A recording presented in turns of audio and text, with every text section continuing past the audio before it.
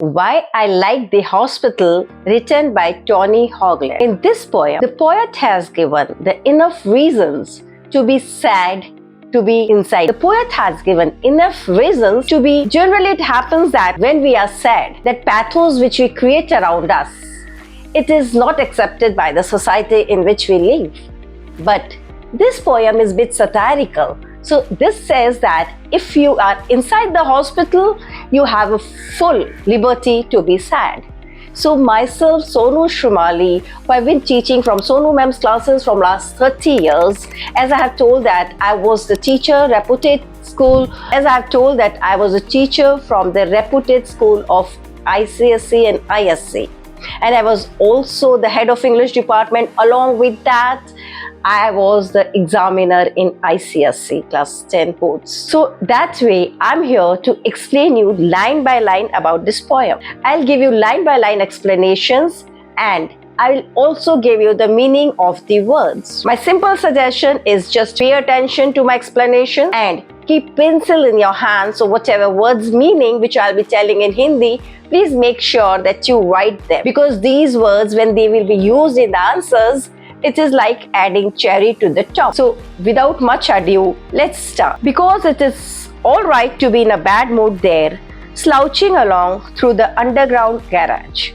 The poet is saying that because, क्योंकि, बहुत एब्रेट beginning है, क्योंकि इसलिए क्योंकि जो मैं पहले ही बोल चुकी हूँ कि आपको ये सोसाइटी ज्यादा करके बैड मूड में रहने की लिबर्टी, क्योंकि आप हॉस्पिटल के अंदर हो, आपको ये इजाजत है, आपको ये परमिशन है कि आप बैड मूड में हो सकते हो. Slouching along through the underground garage. Slouching का मीनिंग है टू मूव लेजीली. तो जब आप हॉस्पिटल में हो तो कहीं ना कहीं एक फीलिंग्स पेशेंट की भी और उनके साथ जो जाते हैं रिलेटिव्स और फ्रेंड्स, उनकी भी एक लो फीलिंग हो जाती है, लो एनर्जी हो जाती है.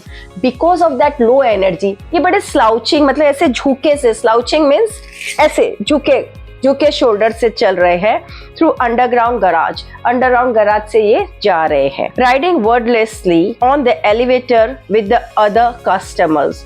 वर्डलेसली मीन्स साइलेंटली, बिना कुछ बोले सब चुपचाप वहां से जा रहे हैं. चुपचाप इसलिए है क्योंकि वो कोई खुशी की जगह नहीं है. We all know health is the greatest wealth. जब हेल्थ ठीक नहीं होती तो हॉस्पिटल में, जब आपका शरीर ही ठीक नहीं है या आपके relatives near and dear one का ठीक नहीं है, तो बहुत कुछ खुश होने की या बातें करने की वजह नहीं होती. कहीं ना कहीं सबको ये टेंशन होती है कि क्या होगा, कैसे होगा. तो सब साइलेंटली चल रहे हैं. और यहाँ पे customers mean patients and other people, जो दूसरे लोग हैं या पेशेंट है, बड़े चुपचाप से बस चले जा रहे. इन्हें बता दिया जाता है कि इस रूम में जाओ, इस पर डॉक्टर के पास जाओ. सो दे आर जस्ट मूविंग. तो अब जस्ट कल्पना करिए कि हॉस्पिटल का कैसा सीन पोएट ने बताया है. Staring at the close beach door like the prison wall. Beach is yellowish colour. तो यहाँ पे येलोइश कलर डोर के पास बैठे हैं. या प्रिजन वॉल, हॉस्पिटल को कहा गया है प्रिजन वॉल क्योंकि ये लिफ्ट में भी, एलिवेटर के अंदर भी इट्स अ प्रिजन वॉल. हम जब घुस जाते हैं एलिवेटर के अंदर तो हम क्या एक प्रिजन में आ जाते हैं, एक जेल में आ जाते हैं, एक कैद हो जाते हैं. जब तक हमारा फ्लोर नहीं आता हम निकल नहीं पाते. तो इसको वापस एक वर्ड यूज किया है, prison. I like the hospital for the way it grants permission for pathos. लेकिन पोएट ना एक बड़ी अजीब सी बात बोल रहा है. ये बोल रहे हैं मुझे तो हॉस्पिटल बड़ा पसंद है. इसलिए पसंद है क्योंकि ये हमें पैथोस, ये हमें इजाजत देता है. पैथोस का मीनिंग लिख लीजिए. पैथोस का मीनिंग है फीलिंग कॉजिंग सैडनेस और सिंपैथी. मतलब हमें वापस ये राइट दे देता है कि हम दुख उदास हो सकते हैं.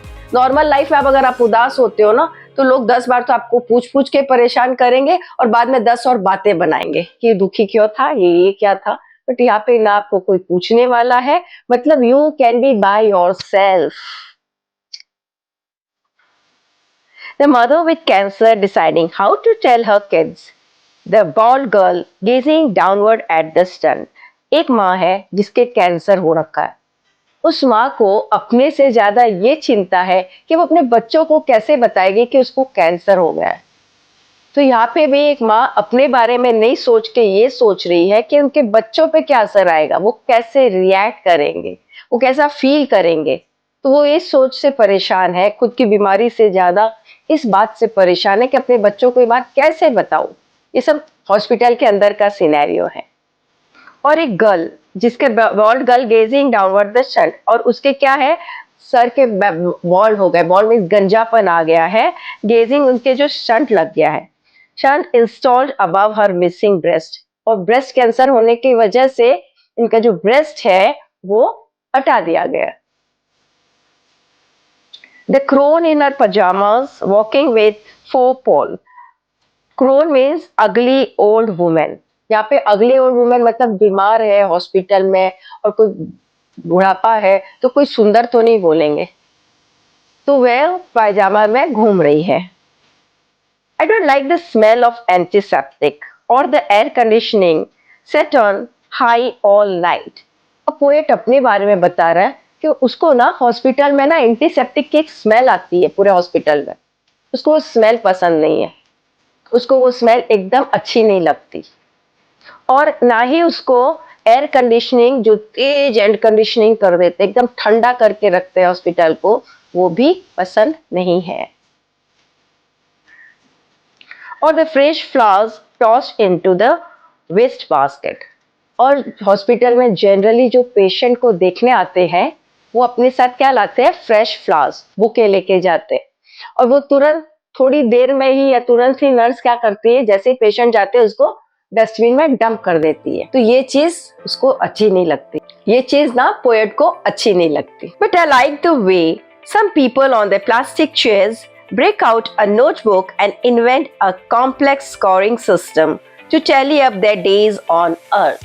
तो पोएट को जो चीज अच्छी लगती है वो ये है कि कुछ लोग ना डायरी जैसे निकाल लेते हैं और अपने एक नोटबुक में नोटिस लिखते हैं, प्लास्टिक चेयर पे बैठ जाते हैं और नोटबुक में लिखते हैं कि complex scoring system to tally, और वो टैली करते हैं कि उनके कितने दिन इस दुनिया में रहे हैं। डॉक्टर बता देते हैं ना कि आप इतने दिन और हो, या क्रूशियल कोई बीमारी होती है या इतना दिन है आपके पास, तो वो टैली करते हैं कि कितने दिन उनके पास है इस संसार में। The column on the left says that times I acted like a fool, facing the column on the right that says times I acted like a saint. तो अब ये क्या करते हैं, लाइफ का लेखा जोखा निकालते हैं कि कॉलम बना देते हैं। एक कॉलम में लिखते हैं कि जब उन्होंने गलतियां की, full means mistakes, we all make mistakes, तो कब कब उन्होंने लाइफ में मिस्टेक्स की वो लिख देते हैं, और कब कब लाइफ में वो लोग सेंट मतलब कुछ अच्छा काम किया, नोबल काम किया, तो वो लिख लेते हैं। तो ये इनको पता रहता है कि लाइफ उन्होंने जितनी भी जिंदगी जी है या बाकी जितने भी दिन वो जिएंगे,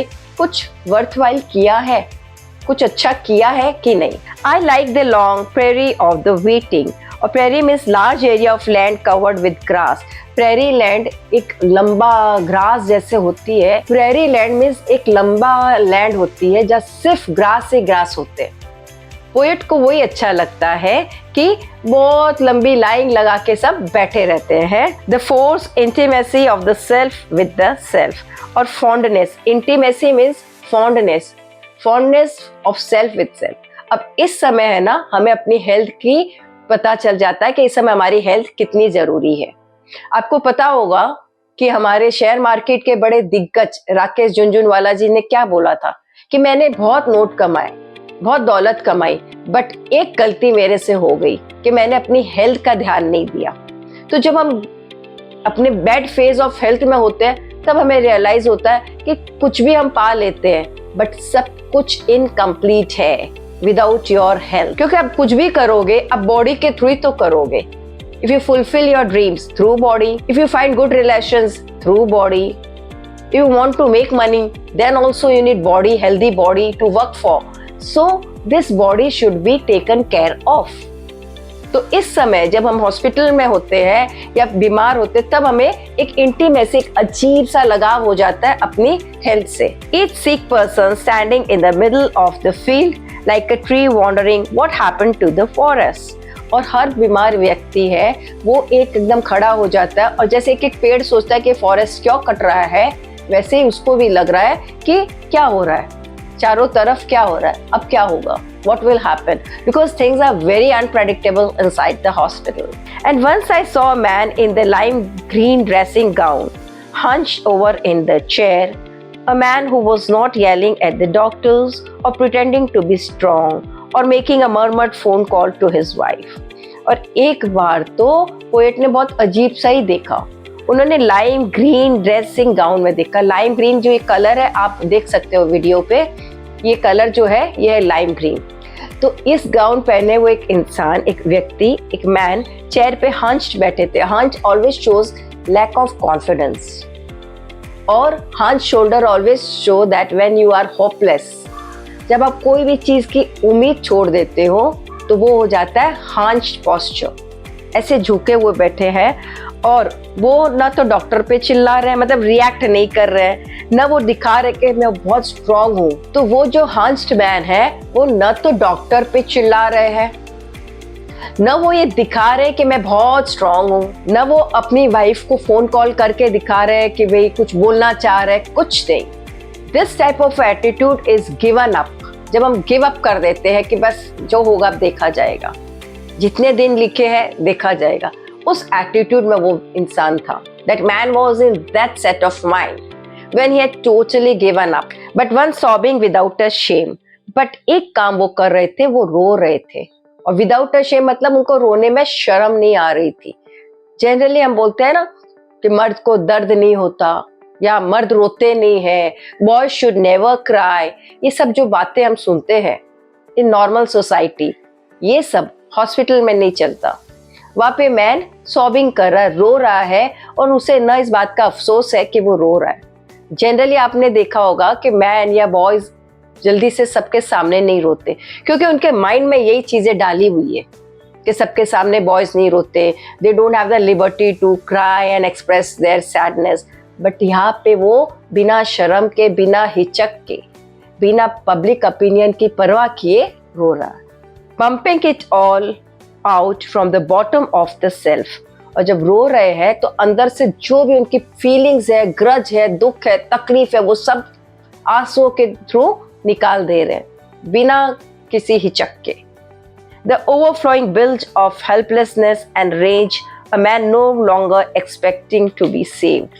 और ये जो आंसू निकल रहे हैं इनके, ये जो आंसू निकल रहे हैं इनके, बिल्ज का आप लिख लीजिए, meaning dirty water that collects in a ships rubbish. Ship में रबिश में जो गंदा काला पानी होता है वो वैसे, तो जब शिप को साफ करते हैं वो काला पानी कैसे बाहर निकलता है, डर्टी वाटर, तो वैसे ही यहाँ पे उनके जो बिल्ज है वो उनको हेल्पलेसनेस, वो गंदा अंदर की तकलीफ निकल रही है, और वो हेल्पलेसनेस कितना खुद को मजबूर फील कर, रेज कहीं ना कहीं उनको गुस्सा भी है, because we all love our life. Rage means anger, और जो पता चल जाता है जो चीज हम सबसे ज्यादा प्यार करते हैं, दैट इज आवर लाइफ, वही जब जाने वाली होती है ना, बहुत गुस्सा आता है कि ये जो इतने शिद्दत से मेहनत से सब कुछ किया है वो सब चला जाएगा। इस सोच के ही आदमी डर जाता है, गुस्सा हो जाता है। A man no longer expecting to be saved, but if you looked you could see that he was holding his own hand in sympathy। और उस इंसान को भी पता है कि वो बचेगा नहीं, वो ज्यादा जिएगा नहीं, बट पोएट बोल रहा है अगर आप ध्यान से देखो तो वो खुद का ही हाथ ऐसे पकड़ के बैठा है। You can see in the picture कैसे एक इंसान बैठे हैं, देखो खुद का ही हाथ पकड़ के बैठे हैं, खुद को ही सिंपैथी दे रहे हैं। अब उनको बाहर की सिंपैथी नहीं चाहिए, अब उनको अंदर की सिंपैथी चाहिए कि all is well, all is well, सब ठीक हो जाएगा, जो होना है हो जाएगा। Listening to every single word and he was telling himself everything. और वो उसी समय खुद के मन की हर बात सुन रहे थे और खुद को हर बात समझाने की कोशिश कर रहे थे, जिसे हम कहते हैं शमशान वैराग्य। इसी समय इंसान को फील होता है कि भाई ये सच्चाई है, मृत्यु अटल सत्य है, सबको आनी है, चाहे किसी को बीमारी के थ्रू आओ, किसी को एक्सीडेंट्स और any misfortune, but we all have to die. So this poem Why I like hospital, it is a poem जो बहुत अच्छा मैसेज देती है हमें कि हमारी हेल्थ कितनी इंपॉर्टेंट है। इसके साथ साथ हॉस्पिटल्स में हम कैसे अपने आप को फ्रीली एक्सप्रेस कर सकते हैं, जो आम सोसाइटी में हम नहीं कर सकते, जो बाहर की दुनिया में हम नहीं कर सकते। वहाँ कहीं ना कहीं एक फसाड होता है, चेहरे पे एक दिखावा करना पड़ता है, बट वहाँ पे आपको लिबर्टी है, जैसे हो वैसे ही आप अपने आप को दिखा सकते हो। With this, I end this poem. I hope you like the poem. I tried my level best to explain you based on my experience. और आपको ये वीडियो कैसी लगी आप ज़रूर इसमें लिखिएगा। इससे रिलेटेड क्वेश्चंस कुछ हो गए तो आप मेरे को लिखिए कमेंट में। I definitely help and share my experience as ISC and ICSE teachers with you. और किस तरह से आंसर पैटर्न लिखते हैं वो भी मैं धीरे आपको नेक्स्ट कुछ वीडियोज में बाद में बता दूंगी। But I really need your support that please like share and subscribe Sonu ma'am's channel. Thank you.